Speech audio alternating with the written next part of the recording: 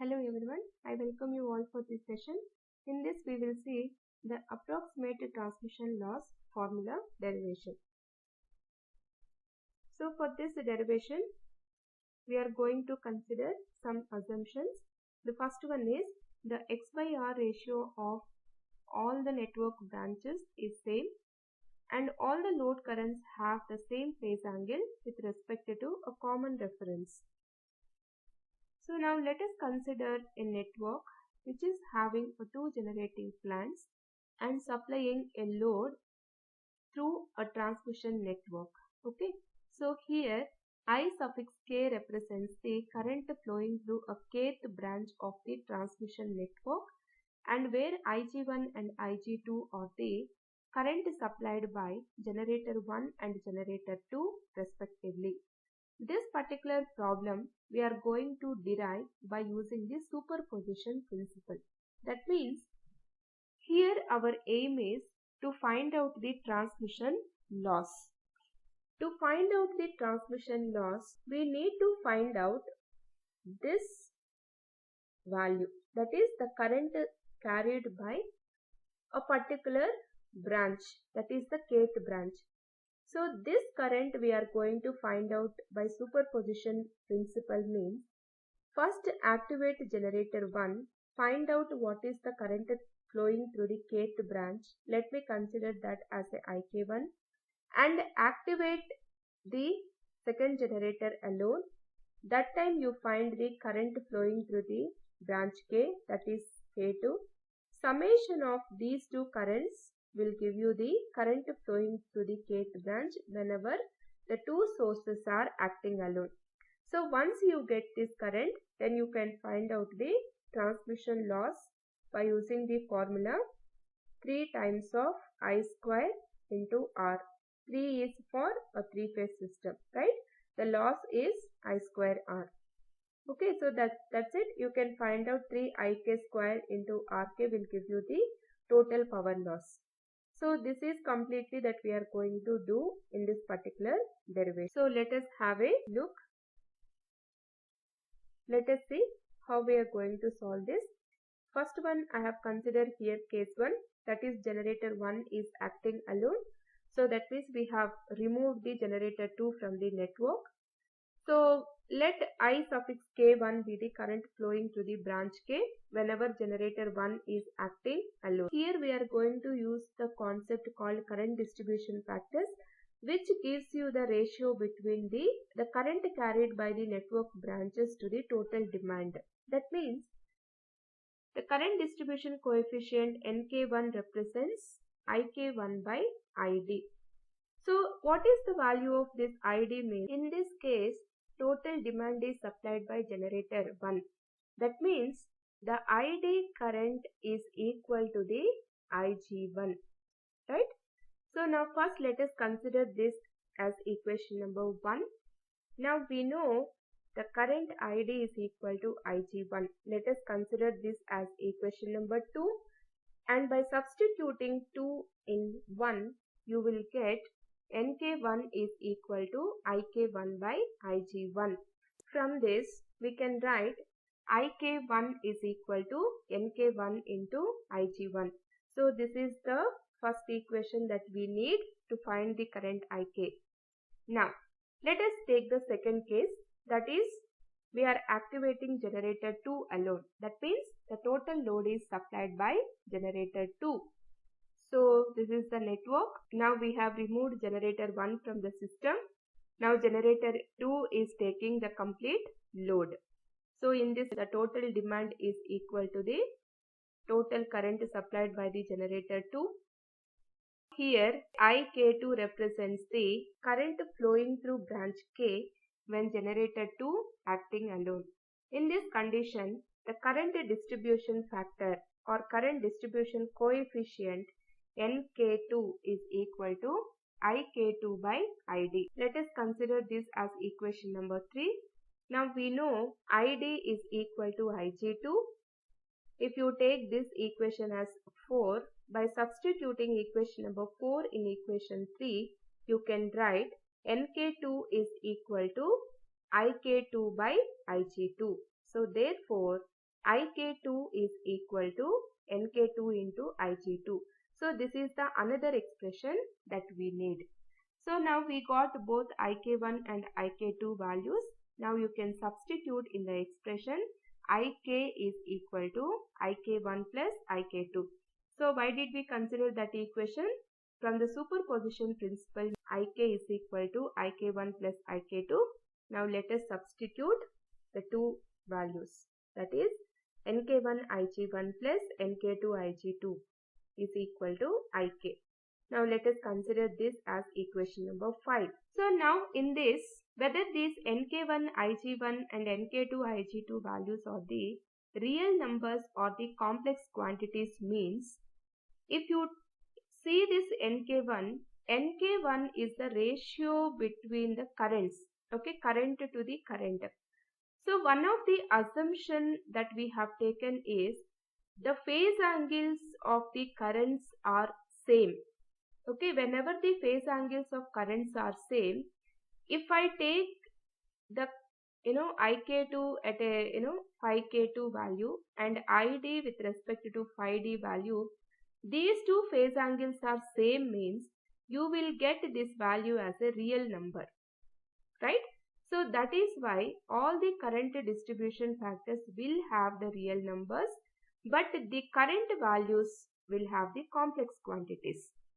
Okay, so the currents will be represented by complex quantities. NK1 and NK2 are the real numbers rather than the complex quantity. Why? Because here both the currents will have the same phase angle. This is one of the important points. So now we know this IG1 and IG2 are the complex quantities. So complex quantity means that will have a magnitude and phase angle. That means IG1 can be represented by mod IG1 at an angle sigma 1 and IG2 let us represent by mod IG2 at an angle sigma 2. Okay, so these two can be represented with respect to magnitude as well as phase angle. So now IG1 and IG2 are the complex quantities. Let us represent the complex quantities, that is, let IG1 is equal to mod IG1 at an angle sigma 1 and IG2 is equal to mod IG2 at an angle sigma 2. So you know at an angle theta can be represented as cos theta plus j sin theta. Similarly, we are going to expand this sigma 1 and sigma 2 in this form. Let IG1 is equal to mod IG1. This at an angle sigma 1 we have represented as cos sigma 1 plus j sin sigma 1. At an angle sigma 2 we have expanded as cos sigma 2 plus j sin sigma 2. Now we are going to substitute this IG1 and IG2 in the above expression, that is IK is equal to NK1 IG1 NK2 IG2. So by substituting we will get the current IK is equal to NK1 into, in place of IG1 substitute this value and in place of IG2 substitute this. So finally you will get the current in the kth branch as NK1 mod IG1 into cos sigma 1 plus j sin sigma 1 plus NK2 mod IG2 into cos sigma 2 plus j sin sigma 2. Now, let us expand this term and represent this as real terms together and imaginary terms together. That means multiply NK1 IG1 with cos sigma 1 and plus j sin sigma 1. Similarly, multiply this term with cos sigma 2 and j sin sigma 2 and add the cosine terms together and sine terms together. By doing that, first I have multiplied and expanded the equation and I have added the cosine terms together and sine terms together, right? Now it is looking like I suffix k cos theta. That means this is the real term of the current and the imaginary term of the current expression. What next we have to do? Now we got the current expression transmission loss formula is 3 times of mod Ik square into Rk. Magnitude of the current square you need. So first find out the magnitude of the current, then find the square of that magnitude term, then directly we can substitute in this formula to get this final answer. Okay, so the next step is that we are going to find out this mod Ik square value. So let us find out the mod k. So you know, if the I is in the form, right now the current is in this form, I cos theta plus j sin theta. So if this is in this form, the mod I value is square root of I cos theta whole square plus I sin theta whole square, right? In place of I cos theta, we have this term, and in place of I sin theta, we have this term. Now mod Ik value will be equal to square root of the first term square plus second term square. So now let us do that. Mod Ik equal to square root of nk1 mod Ig1 cos sigma 1 plus nk2 mod Ig2 cos sigma 2 whole square plus nk1 mod Ig1 sin sigma 1 plus nk2 mod Ig2 sin sigma 2 square. So the next one that we are going to find out mod Ik square. If you find the square of this root term, this square and this root will get cancelled. You will get the term inside this root. Therefore, mod Ik square is equal to nk1 mod Ig1 cos sigma 1 plus nk2 mod Ig2 cos sigma 2 square, and this term will come as it is, right? Now let us expand this inside the term. Okay, it is looking like a plus b whole square. Similarly, this also looking like c plus d whole square.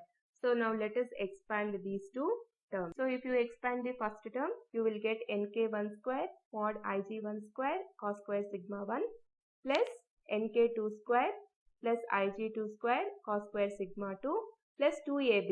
That is 2 times of nk1 nk2 Ig1 Ig2 cos sigma 1 cos sigma 2. Okay, so first term expansion over. Now let us see the second term expansion.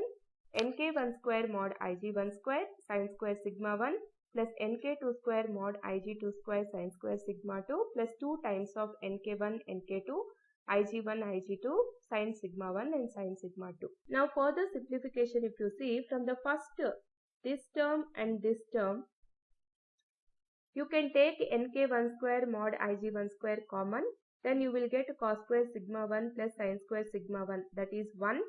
So finally you will get the first term as nk1 square mod Ig1 square plus, again from the second term and this term, you will get nk2 square mod Ig2 square common, then cos square sigma 2 plus sin square sigma 2, again it is 1.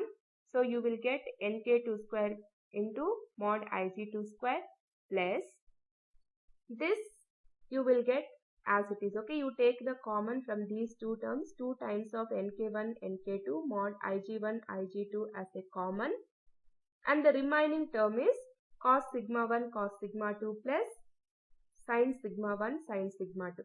So this is looking like cos A cos B plus sin A sin B. So this can be written as cos of A minus B. A is sigma 1, B is sigma 2. Okay, so the next line simplification will be replacing this term by cos sigma 1 minus sigma 2. So that is mod Ik square is equal to nk1 square mod Ig1 square plus nk2 square mod Ig2 square plus 2 times of nk1 nk2 mod Ig1 mod Ig2 cos of sigma 1 minus sigma 2. Now, what is this Ig1 and Ig2? So I have given you already the power equation P is equal to root 3 Vi cos phi. From there you will get the I value as P divided by root 3 V cos phi. So therefore, you can write mod Ig1 as Pg1 divided by root 3 times of mod V1 cos phi 1, because you are taking the magnitude of the currents. That is why you have taken the magnitude of the voltage. And mod Ig2 as Pg2 divided by root 3 times of mod V2 cos phi 2. So from that you can write mod Ig1 as Pg1 by root 3 times of mod V1 cos phi 1 and mod Vg2 as Pg2 by root 3 times of mod V2 cos phi. So by substituting these values in equation number 6 and simplifying, you will get mod Ik square as. So this is the equation that we got. Now let us substitute in place of Ig1, that is Pg1 by root 3 mod V1 cos phi 1 square, that is in place of Ig1 you have substituted this term, and in place of Ig2 Pg2 by root 3 mod V2 cos phi 2 plus 2 times of Nk1 Nk2, and Ig1 is represented by this term, Ig2 is represented by this term, and this cos of sigma 1 minus sigma 2 will come as it is. Okay, I have just replaced Ig1 and Ig2 values. Now let us consider this as equation number 7. So now we got this mod Ik square also. Now you can find out the transmission loss formula, that is P suffix L is sigma K times of 3 mod Ik square Rk. Why did we use this sigma term means, in a transmission network, you have taken for the derivation one of the network branch, that is the kth branch. But in the transmission network, you have several number of transmission lines will be presented along with the kth transmission line. Okay, to get the transmission loss of the system, you need to consider the other transmission lines losses also. So that is why you will have k number of branches. K varies from 1 to n. So you need to sum up all the losses that are occurred by the other transmission lines also. So that is why you have taken the sigma term. Okay, so now you know the mod Ik square value. You just multiply this entire equation with 3 times of Rk, then you will get this total power loss equation. Okay, now you can see here every term of the denominator you have a root 3 square. Root 3 square will give you the 3 value here. Here also you will get root 3 square is 3. Here also you will get root 3 into root 3 will be 3. And the numerator is already multiplying with 3. That means from all the terms this 3 will be eliminated because of this numerator multiplication 3. Then every term you multiplied by Rk. Then that is the power loss expression. Okay, this sigma term will be added whichever term is having the k value. Okay, k as a subscript. So that means remaining term you can represent outside the sigma term. Okay, now let us represent the expression. PL is first term Pg1 square. I said this 3 will not come. Mod V1 square cos square phi 1, and the terms which are having the k as a subscript alone will go to the sigma term inside the sigma, that is Nk1 square. This Rk should be multiplied. Okay, sigma k Nk1 square into Rk plus second term. Second term is this term doesn't have the k subscript, so this can be represented outside the sigma term, that is Pg2 square mod V2 square cos square phi 2. Inside the sigma you have sigma k into Rk is already there. This should be multiplied this term, means that becomes sigma k Nk2 square Rk plus the third term is 2 Pg1 Pg2, this is 2 Pg2 mod V2 cos phi 2. Okay, 2 times of Pg1 Pg2 mod V1 mod V2 cos phi 1 cos phi 2. Okay, into cos of sigma 1 minus sigma 2. This entire term will be outside the sigma term, and Nk1 Nk2 which is multiplied with Rk, that is sigma k times of Nk1 Nk2 Rk. So this is the final transmission loss formula equation. Let us consider that as equation number 9. Now this is the final expression we got. This usually can be represented as PL is equal to B11 into Pg1 square plus Pg2 square into B22 plus 2 times of Pg1 Pg2 into B12 other than Pg1 square from the first term. Other than Pg1 square, remaining the entire term will be represented by B11. Okay, so where B22 is equal to, from the second term except this Pg2 square, entire term will be represented by B22. Similarly, except Pg1 and Pg2, entire term will be represented by B12, where B11 is equal to 1 by mod V1 square cos square phi 1 sigma k times of nk1 square into rk. Similarly, B22 and B12 also. So this is the expression that we have used in the previous example. So now we have derived that expression. Okay, so this is called the approximate transmission loss formula equation. So sometimes they will ask you to find out this transmission loss coefficients.